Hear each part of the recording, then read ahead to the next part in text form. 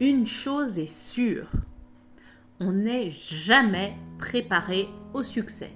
Et dans mon cas, franchement, je ne m'y attendais pas. Être un livre et être choisi par la bibliothèque Pierre-Gouy d'Annemasse, croyez-moi, tout le monde en rêverait. Voilà mon histoire et comment tout a commencé. Laetitia, bibliothécaire responsable des BD d'Annemasse, souhaite acquérir un manga. Et justement, elle est au courant qu'une nouvelle édition de luxe de 20th Century Boy est parue.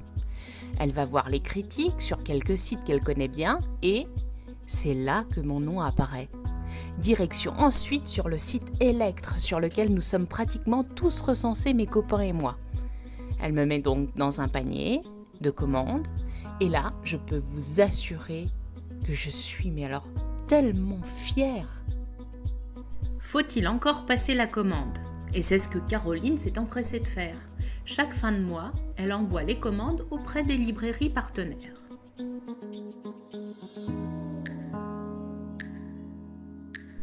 Pour m'acheter, il faut me payer. Et en général, quand on doit dépenser quoi que ce soit à la bibliothèque, on passe par Catherine.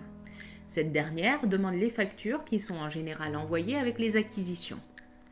Me voilà dans l'obscurité d'un carton, envoyé à la bibliothèque par transporteur. La facture est posée juste sur mes yeux. Catherine la récupère et voilà le premier visage que je vois de ma nouvelle maison. Je suis tellement heureux.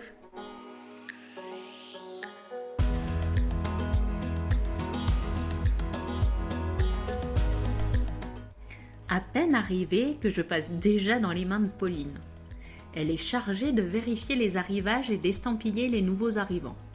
Ça m'a fait tout drôle quand elle a ouvert ma couverture la première fois et a tamponné Bibliothèque Pierre-Gouy d'Annemasse sur ma page de garde. C'était la première fois que j'étais ouvert.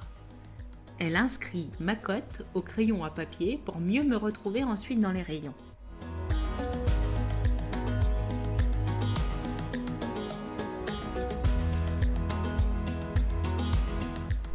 Céline ensuite me catalogue. Pour dire au plus grand nombre de lecteurs possible que j'existe, il faut que les bibliothécaires me fassent apparaître dans leur logiciel en créant une sorte de carte d'identité avec mon nom, mon âge, ma taille, le nombre de pages que j'ai, tout ça avant de me donner un code barre.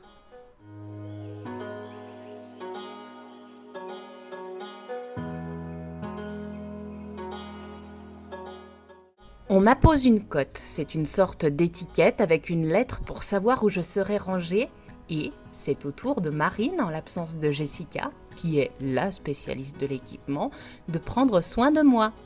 Elle nous habille et nous protège pour que l'on profite un maximum de tous les lecteurs que nous allons rencontrer et que nous vivions vieux et en pleine forme.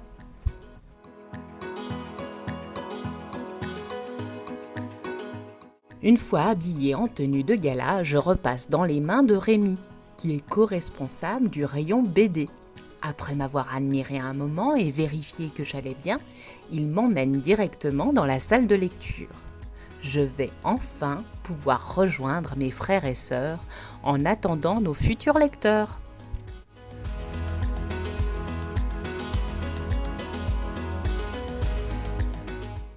Le moment se complique. Et je dois bien vous avouer que j'ai un petit peu le trac, car je suis mise en avant dans les rayons. Je suis même l'objet d'un coup de cœur d'une des stagiaires de l'équipe, Béatrice. On met une étiquette et on a beau être de papier, ça fait tout de même un petit peu quelque chose d'obtenir un cœur comme ça.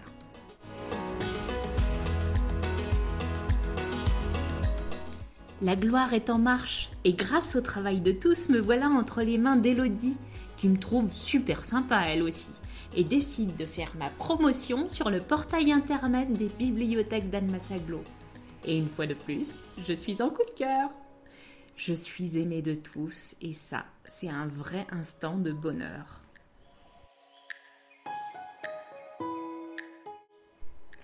Fabienne décide de parler de moi lors d'un café curieux.